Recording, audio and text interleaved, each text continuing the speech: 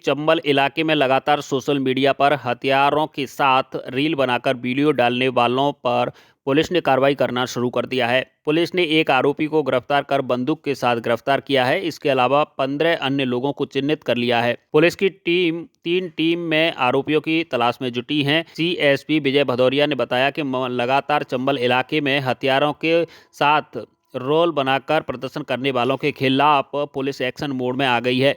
Police ने 3 team बनाई है, जिसमें क्राइम ब्रांच, साइबर की टीम के साथ साथ जिले के कई थाना प्रभारी शामिल हैं। इन पूरी टीमों के द्वारा जो कार्रवाई की जा रही है, उनकी मॉनिटरिंग सीएसपी विजय भदौरिया द्वारा की जा रही है। पुलिस ने आरोपी को गिरफ्तार कर उनका जुलूस भी निकाला है और आरोपी यह कहता वीडियो में नजर आ रहा है, हथियार पकड़ना पाप है, पुलिस हमारी बाप है। पुलिस अधिकारियों की माने तो उनका कहना है कि चंबल इलाके में लगातार सोशल मीडिया पर वीडियो अपलोड किए जा रहे थे। उनका कारण है कि सोशल मीडिया पर लाइक, शेयर और व्यू मिलने के लिए यह लोग हथियारों का सहारा लेकर रील बना रहे थे।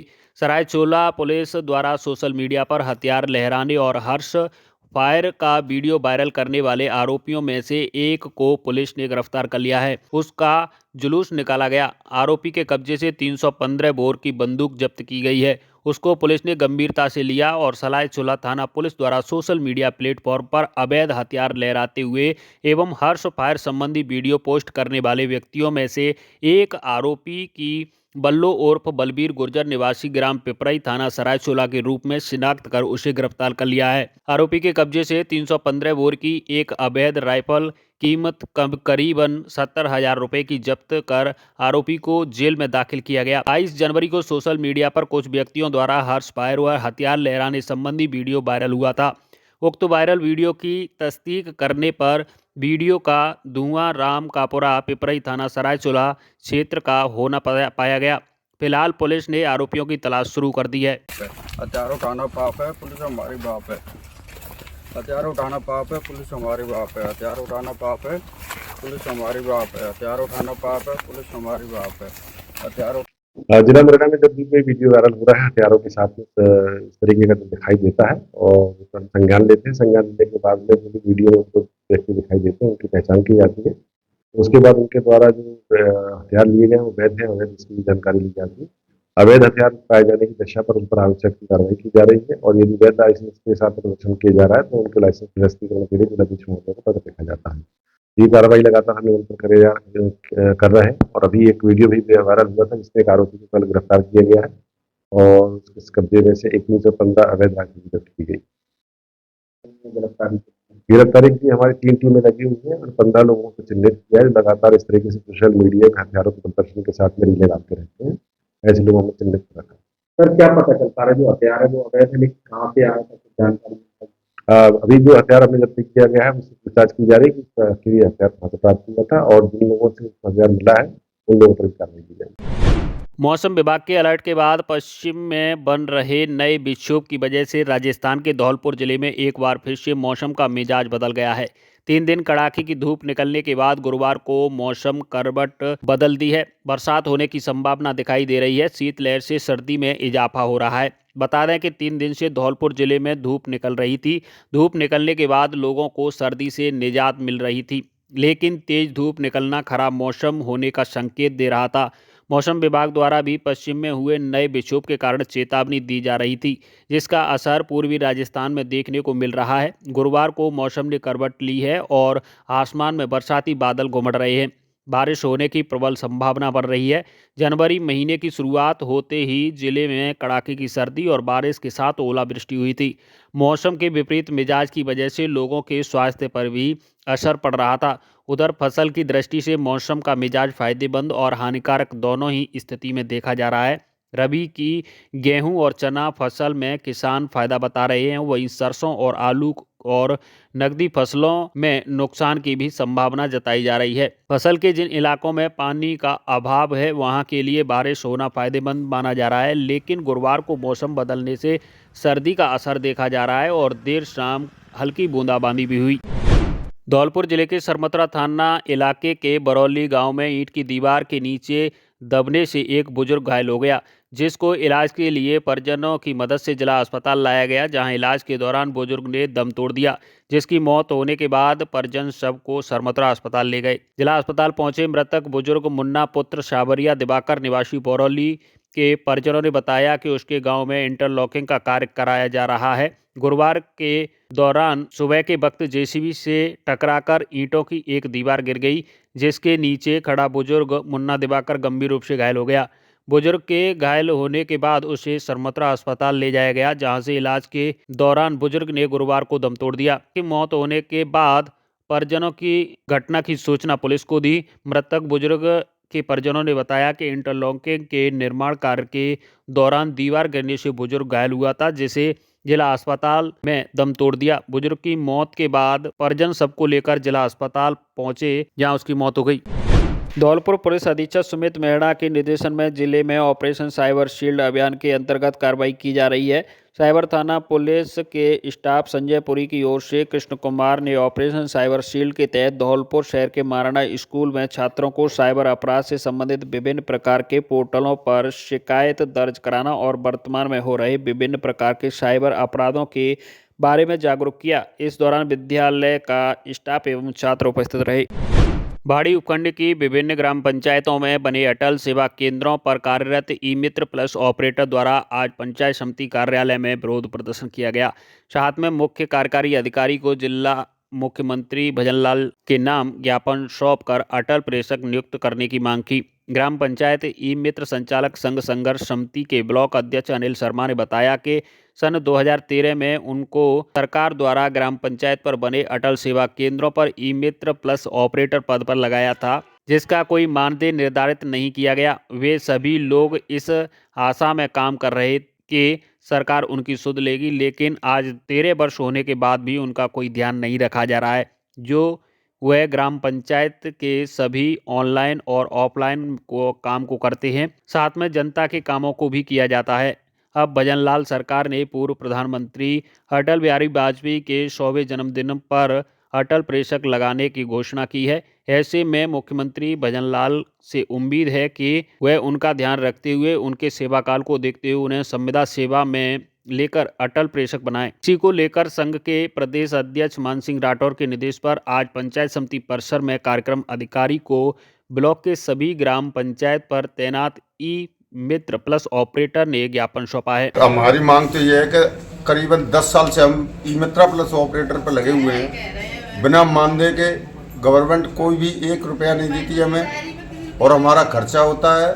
पब्लिक को हम सेवा दे रहे हैं, गवर्नमेंट की बीसी करा रहे हैं और हमें नरेगा ऑपरेटर में नियुक्त करने की मांग कर रहे हैं। मध्य प्रदेश के ग्वालियर में एक महिला डॉक्टर को शादी का झांसा देकर उसके दोस्त ने दुष्कर्म की घटना को अंजाम दे दिया। शादी का नाम पर बीते 10 साल से आरोपी महिला डॉक्टर का शोषण कर रहा है और अब उससे पता चला कि उससे वह शादी के सपने संजोए बैठी है। वह पहले से शादीशुदा है और 2 बच्चों का पिता है। उसको पता चलते ही पीड़िता ने पन्ना पुलिस से शिकायत की, जिस पर पन्ना पुलिस ने 0 से दुष्कर्म का मामला दर्ज कर लिया है और घटना स्थल थाटीपुर थाना क्षेत्र का होने पर केस डायरी थाटीपुर थाने में भेज दी है, जिस पर पुलिस ने दुष्कर्म का मामला दर्ज कर लिया है। दरअसल पन्ना जिले की रहने वाली 29 वर्षीय युवती सरकारी डॉक्टर है। साल 2014 में वह ग्वालियर में डॉक्टरी की तैयारी करने आई थी। उस समय वह हॉस्टल के रूममेट ने उसका मोबाइल नंबर अपने दोस्त पंकज धाकड़ को दे दिया। इसके बाद से पंकज उसे कॉल कर परेशान करने लगा। जब उसने उसे परेशान करने से मना किया तो पंकज ने उससे कहा कि वह एक बार उससे मिल ले तो वह उसे परेशान नहीं करेगा, जिस पर वह तैयार हो गई। जिसके बाद वह उसे लेकर थाटीपुर थाना क्षेत्र स्थित एक अपने दोस्त के कमरे पर ले गया और उसके साथ दुष्कर्म की घटना को अंजाम दिया। घटना के बाद आरोपी ने उससे शादी का वादा किया और उसका शारीरिक शोषण करता रहा। पीड़िता ने बताया कि वर्ष 2017 में उसका एडमिशन मेडिकल कॉलेज में हो गया और वह सागर चली गई और वर्ष 2019 तक उसकी बातचीत नहीं हुई। वर्ष 2020 में जब उसका जन्मदिन था तो पंकज ने उसे विश किया और उसके बाद वह उससे मिलने आया और उसके साथ गलत काम किया। उसके बाद वह खुद की जान देने की धमकी देकर उससे इमोशनली ब्लैकमेल करने लगा और उसका शोषण करता रहा। अभी तक उसकी एक मित्र से बातचीत हुई तो पता चला कि पंकज पहले से ही शादीशुदा है और 2 बच्चों का पिता है। इसका पता चलते ही उसने अपने स्तर पर पड़ताल की तो मामले की पुष्टि हुई तो पन्ना पुलिस से शिकायत की।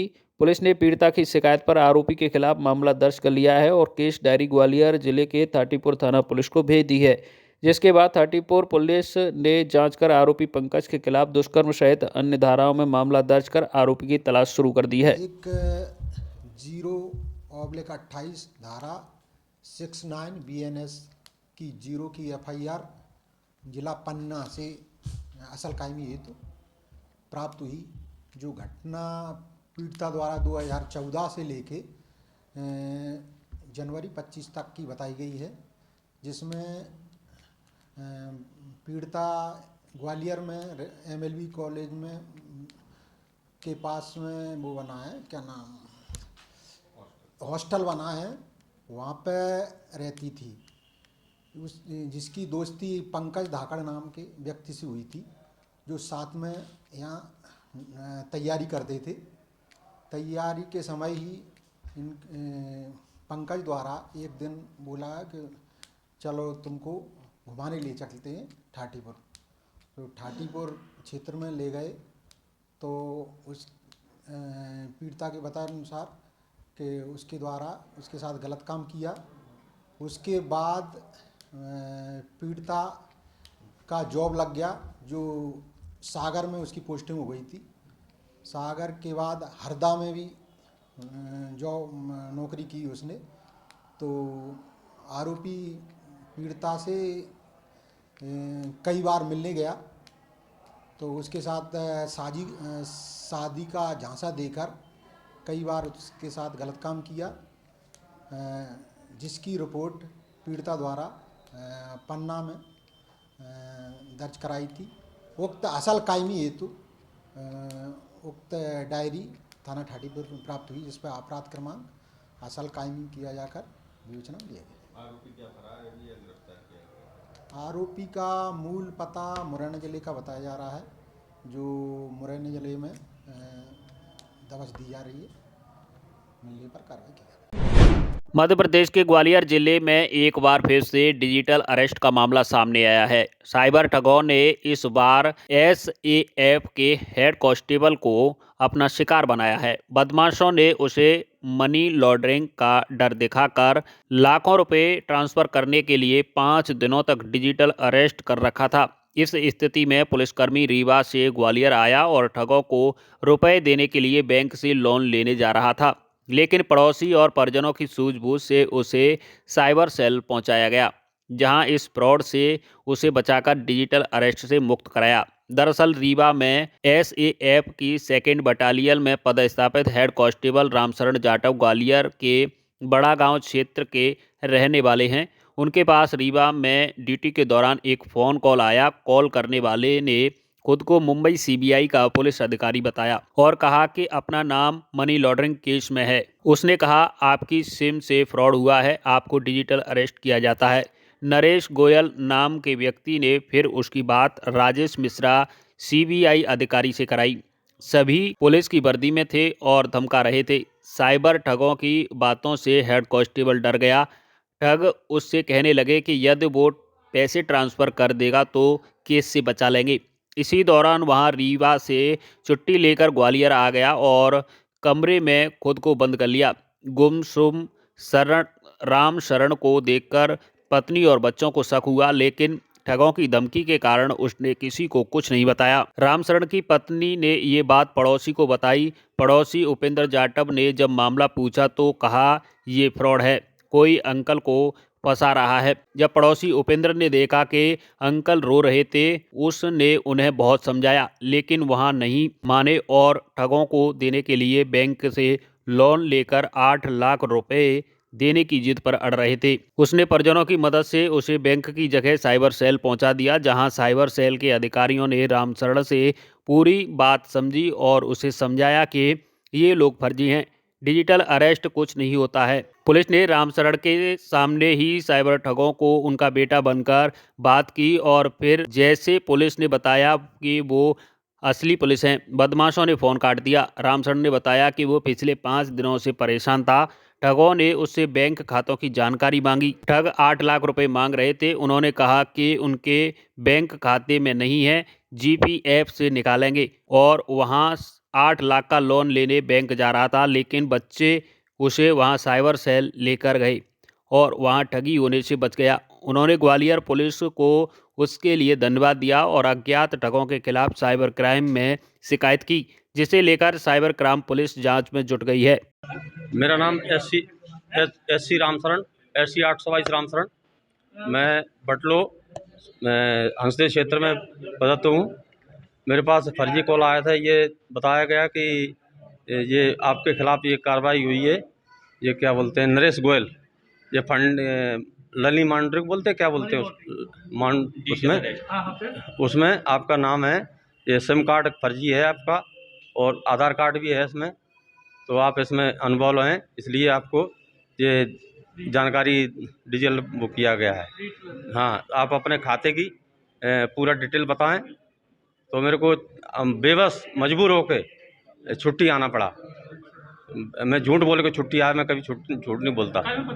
मैं 2nd बटालियन SF में हूँ, तो उसकी वजह राज्य उद्योग सुरक्षा बल में हूँ सर जी। तो अभी यहाँ कैसे बचा के? यहाँ मैं छुट्टी आया था वहाँ से झूठ बोल के कि मैं ऐसे मैसेज की तबीयत ख़राब है, सीरियस है। अच्छा। मेरे को मजबूर आना पड़ा। तो आपसे क्या वो कितने की पैसों की मांग कर रहे थे वो 8 लाख रुपए वो उन्होंने बोला था कि आप खाते का जानकारी दो। में बोला मेरे खाते में 5,39,000 रुपये जमा है, वो वाला GPF में।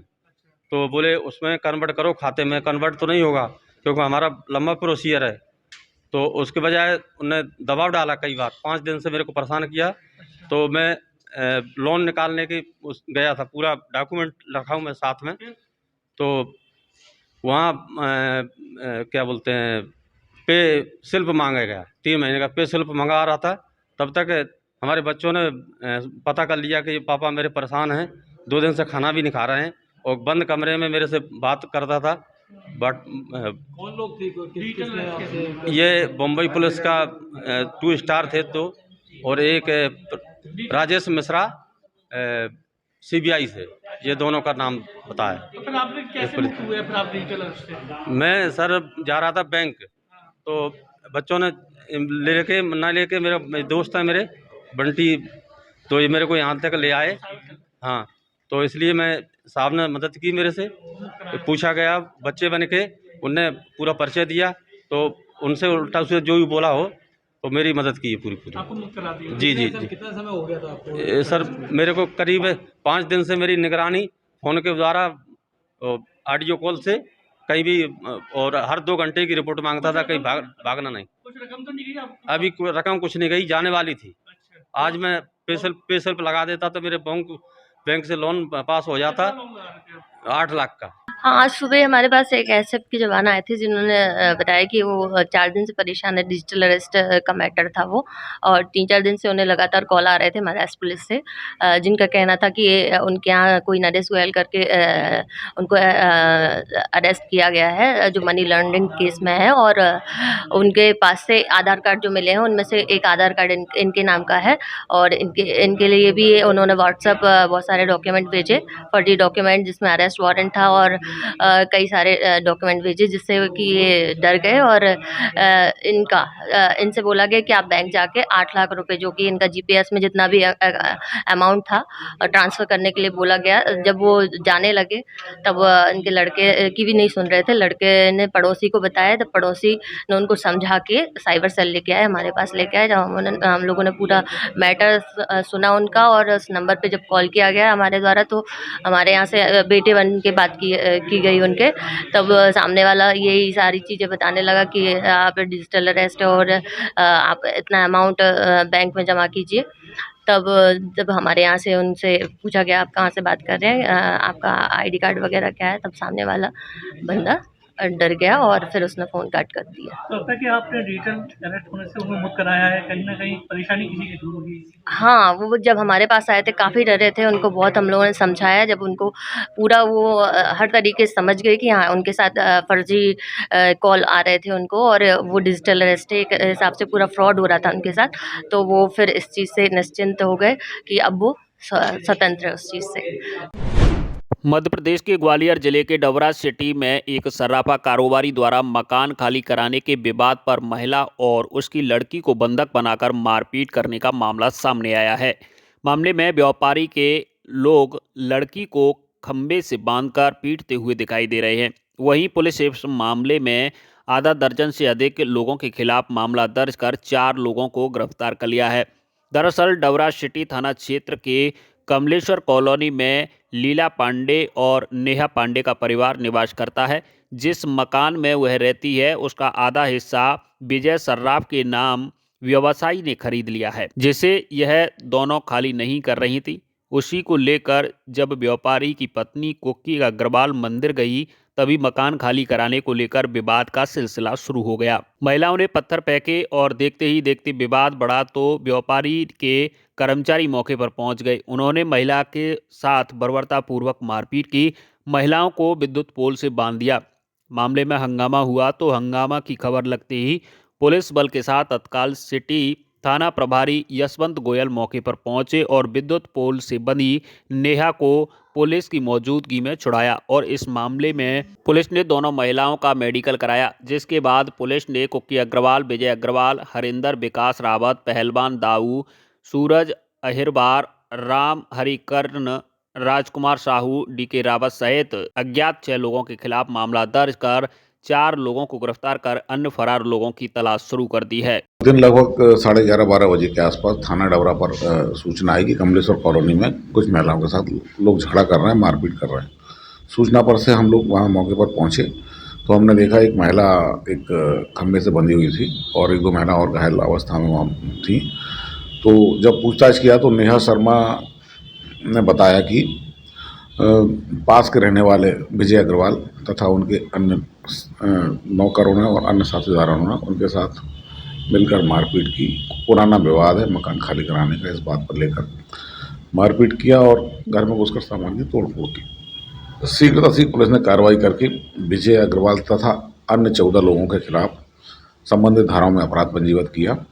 4 आरोपियों को शीघ्र गिरफ्तार कर लिया गया है और अन्य आरोपियों को भी शीघ्र गिरफ्तार कर लेंगे। मध्य प्रदेश के मुरैना जिले के जौरा तहसील के बरहाना ग्राम पंचायत में कुएं का दूषित पानी पीने से 200 से अधिक लोग बीमार हो गए, जिनको इलाज के लिए प्राइवेट डॉक्टर और अस्पतालों में लाया गया। ग्रामीणों ने बताया कि 200 साल पुराने कुएं से गंदा पानी पीने को मजबूर हैं और कई लोग बीमारी का शिकार भी हो चुके हैं। ग्रामीणों ने इसकी सूचना अब स्वास्थ्य विभाग के अधिकारियों और जिला प्रशासन को दी है। स्वास्थ्य विभाग के मुख्य स्वास्थ्य अधिकारी पद्मेश उपाध्याय ने बताया कि डॉक्टरों की टीम गांव में भेजी जाएगी, गंदे कुएं के पानी में मेडिकल की दवाई का भी छिड़काव करेगी। इसके अलावा जो भी मरीज हैं उनका भी इलाज किया जाएगा। वहीं अपर कलेक्टर का कहना है कि एचपी विभाग के अधिकारियों को निर्देशित किया गया है कि जो भी निर्माण कार्य किए जा रहे हैं नल जल योजना के तहत उनकी मॉनिटरिंग की जाए और ग्रामीणों को पानी ही दिलाया जाए। लेकिन अगर उनका भुगतान नहीं किया गया और ठेकेदार काम नहीं कर रहा है तो ठेकेदार के खिलाफ कार्रवाई की जाएगी।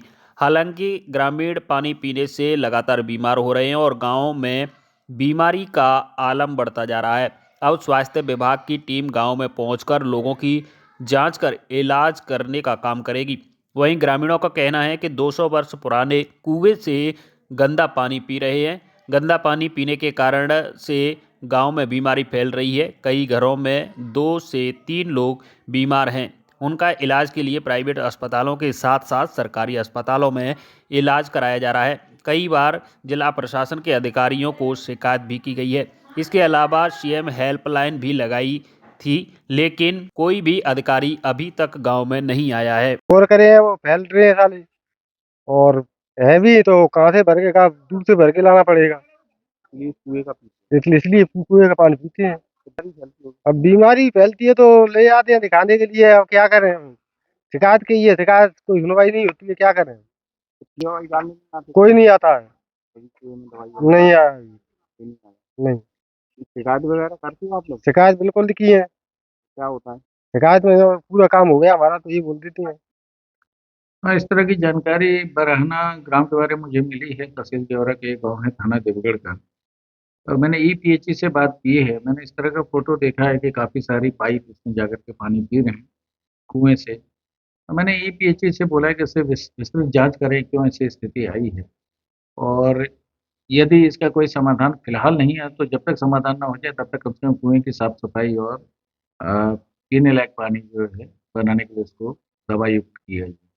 कि बराना गांव में हैंडपंप नहीं है, क्योंकि अधिकांशतः सभी गांव में अब शासन ने हैंडपंप की व्यवस्था कर दी है।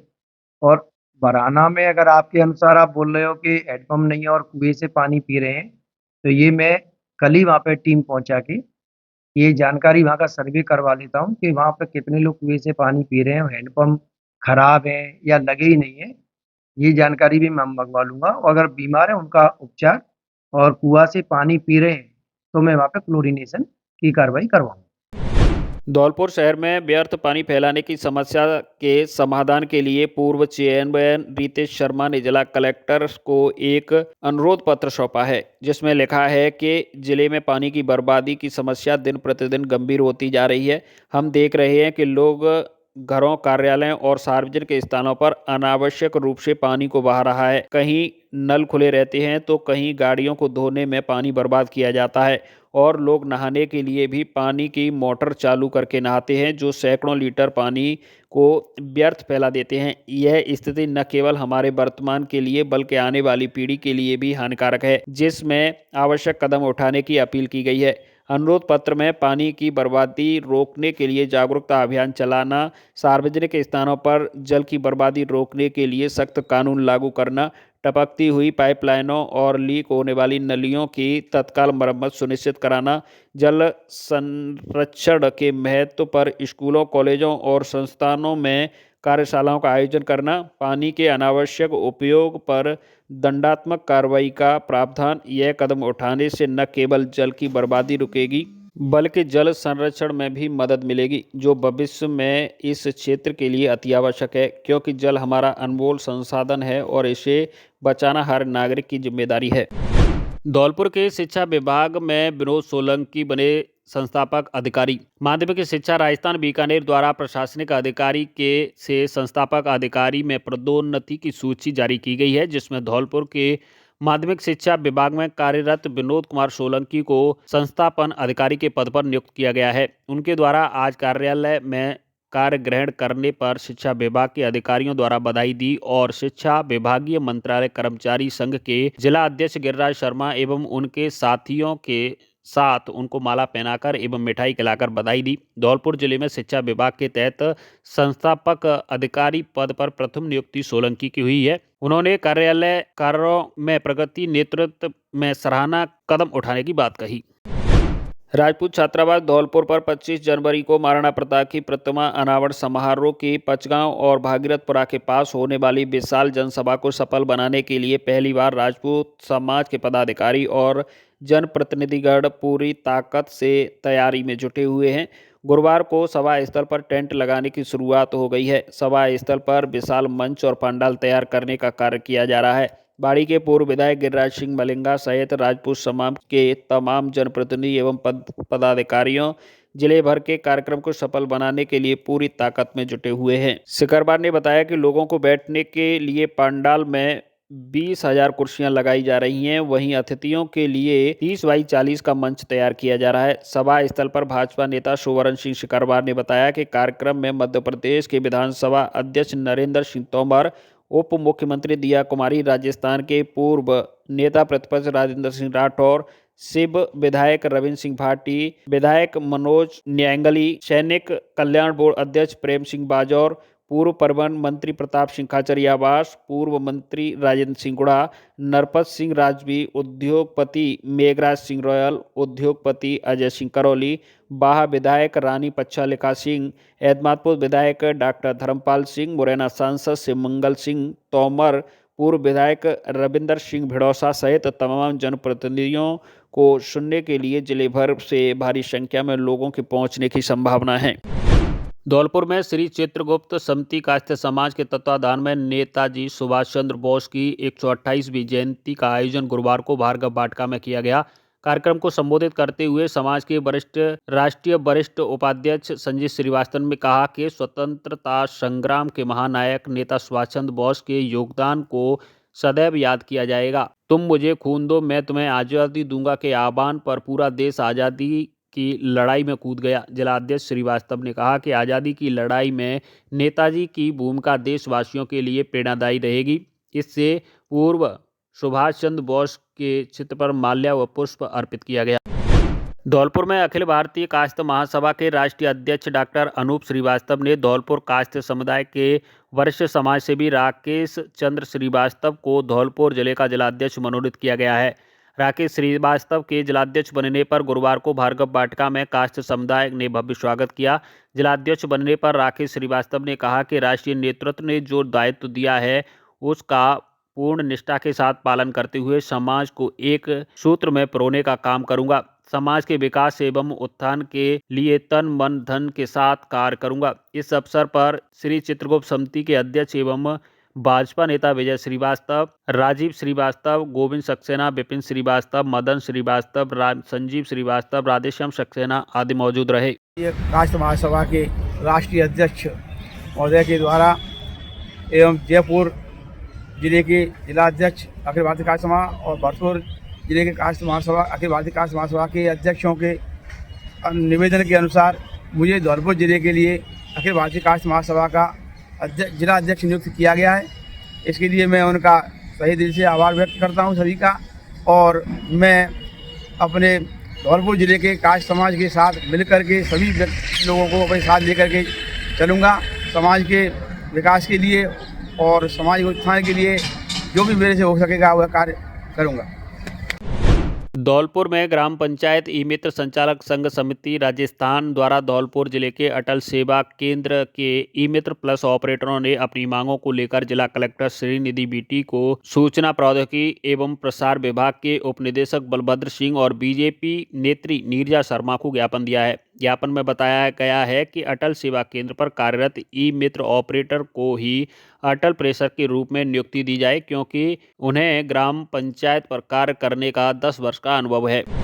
धौलपुर जिला राजपूत सभा सदस्यों ने आगामी 25 जनवरी 2025 को जिला राजपूत छात्रावास भवन ओडेला रोड में क्षत्रिय वीर शिरोमणि महाराणा प्रताप जी की मूर्ति अनावरण कार्यक्रम के प्रचार प्रसार के लिए जिलाध्यक्ष भागीरथ सिंह सिकरवार के साथ लाखन सिंह परिहार, राकेश परमार, राधेश्याम परमार, तसीमो, बीरा ठाकुर, अशोक सिकरवार, दीपू परमार ने गांव-गांव जाकर सभी को कार्यक्रम की जानकारी दी और कार्यक्रम में अधिक से अधिक संख्या में आने के लिए आमंत्रित किया गया।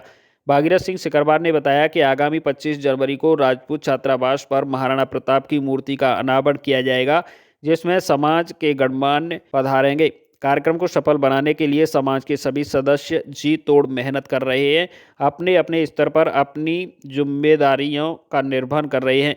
टीम ने तसीमो, नंदपुरा, चौराखेरा, कुबेरी आदि गांवों में जाकर सभी से संपर्क कर कार्यक्रम की जानकारी दी। कार्यक्रम के पंपलेट बांटकर सभी को अधिक से अधिक संख्या में पधारने के लिए आमंत्रित किया गया है। धौलपुर में अखिल भारतीय विद्यार्थी परिषद द्वारा खेलो भारत के तहत आयोजित नगर खेल कुंभ का समापन एवं पुरस्कार वितरण समारोह पीजी कॉलेज धौलपुर में संपन्न हुआ। समारोह के मुख्य अतिथि भाजपा के जिला अध्यक्ष सत्येंद्र पारासर रहे। उन्होंने अपने संबोधन में कहा कि खेल हमारे जीवन का अनुशासन, समर्पण और सकारात्मक दृष्टिकोण के विकास करते हैं। विद्यार्थी परिषद द्वारा आयोजित यह खेल कुंभ युवाओं को प्रोत्साहित करने की दिशा में एक शानदार पहल है। विशिष्ट अतिथि धौलपुर जिला अग्रवाल महासमिति अध्यक्ष ऋषि मित्तल ने अपने विचार साझा करते हुए कहा कि आज के युवा भारत का भविष्य निर्माता है। उन्होंने खेलों की भागीदारी के साथ साथ शिक्षा और समाज सेवा में भी अपनी सक्रिय भूमिका निभानी चाहिए। विद्यार्थी परिषद इस प्रकार के आयोजनों से युवाओं को सही दिशा देने का कार्य कर रही है। इस खेल कुंभ में cricket, kabaddi, disc throw, 1600 metre running जैसी विभिन्न प्रतियोगिताओं का आयोजन किया गया। बाड़ी शहर के तुलसीवन रोड स्थित नवीन बालिका उच्च माध्यमिक विद्यालय में गुरुवार को वार्षिक उत्सव कार्यक्रम एवं भामाशाह सम्मान समारोह के साथ छात्र सम्मान समारोह का आयोजन किया गया। कार्यक्रम के मुख्य अतिथि तहसीलदार उत्तम चंद बंसल रहे। वहीं ब्लॉक के मुख्य ब्लॉक शिक्षा अधिकारी कल्याण सिंह मीणा एवं प्रधानाचार्य हरिओम सिकरवार के साथ वार्ड पार्षद हेमलता शर्मा कार्यक्रम में विशिष्ट अतिथि के रूप में मौजूद रहे। इस दौरान स्कूल के प्रधानाचार्य पप्पू सिंह ने सभी अतिथियों का स्वागत किया और कार्यक्रम को लेकर विद्यालय में अब तक के कार्यों की जानकारी दी। इस दौरान तहसीलदार उत्तम चंद बंसल ने कहा कि स्कूलों में ऐसे आयोजन होते रहने चाहिए जिससे छात्र छात्राओं को कुछ अलग सीखने को मिलता है। वार्षिक उत्सव कार्यक्रम के स्कूली छात्र छात्राओं द्वारा सांस्कृतिक प्रस्तुतियां दी गईं। इस दौरान व्याख्याता पुष्पेंद्र शर्मा, ताराचंद शर्मा के साथ शहर के गणमान्य नागरिक मौजूद रहे। राजकीय बालिका उच्च माध्यमिक विद्यालय बालिका नवीन बाड़ी में एनुअल फंक्शन कार्यक्रम आयोजित किया गया, जिसमें सम्मानीय श्री तहसीलदार साहब, सम्मानीय श्री CBO साहब, सम्मानीय श्री ECO साहब, सम्मानीय अन्य अतिथि गणों ने हिस्सा लिया। अच्छा प्रोग्राम रहा। बच्चों को अतिथियों द्वारा पुरस्कार वितरण कार्यक्रम भी किया गया और बच्चों ने सांस्कृतिक प्रस्तुतियाँ दी। 25 बच्चों को पुरस्कार दिया गया।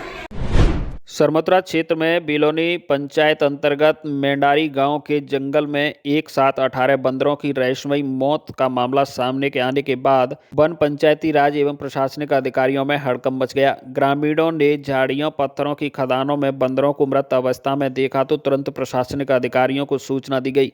ग्राम विकास अधिकारी और वन विभाग की टीम ने पहुंचकर बंदरों की मौत का रहस्य खोजने की पड़ताल की गई। खबर फैलने के बाद आसपास व ग्रामीणों की भीड़ इकट्ठी हो गई और बंदरों की तलाश शुरू की गई। कटीली झाड़ियों और पत्थरों की खदान में 18 मृत बंदर पड़े मिले। पशु चिकित्सकों की टीम ने पहुंचकर मृत बंदरों का पोस्टमार्टम कर बंदरों की रहस्यमयी मौत के कारणों को खोजने की कोशिश की गई। हालांकि ग्रामीणों ने बताया कि रात्रि को एक वाहन को जंगल में जाते हुए देखा था।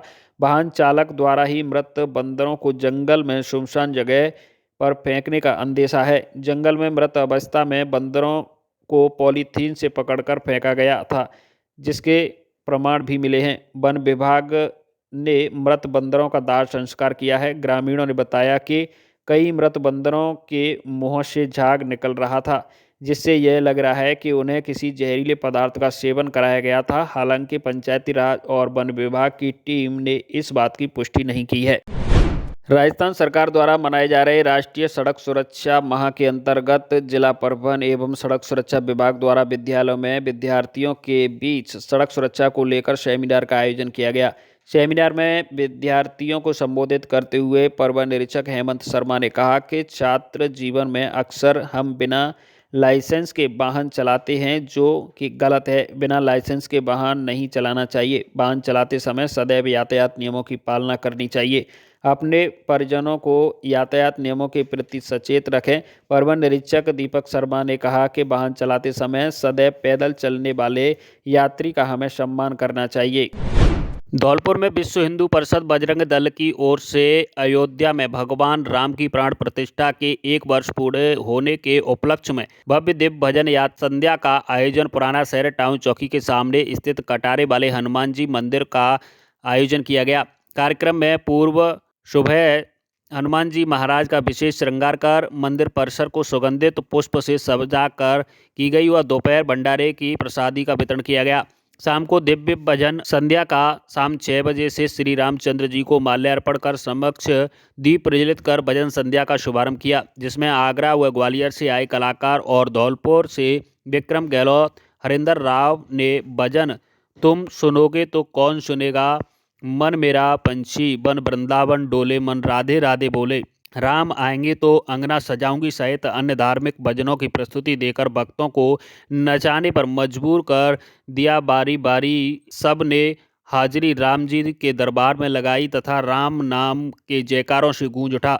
मंदिर परिसर बजरंग दल कार्यकर्ताओं ने भी भक्तिमय माहौल बनाने में कोई कोर कसर नहीं छोड़ी।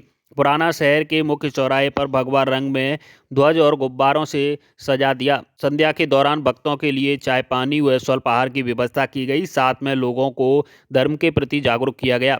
वह गौ माता की रक्षा के लिए शपथ भी ली गई।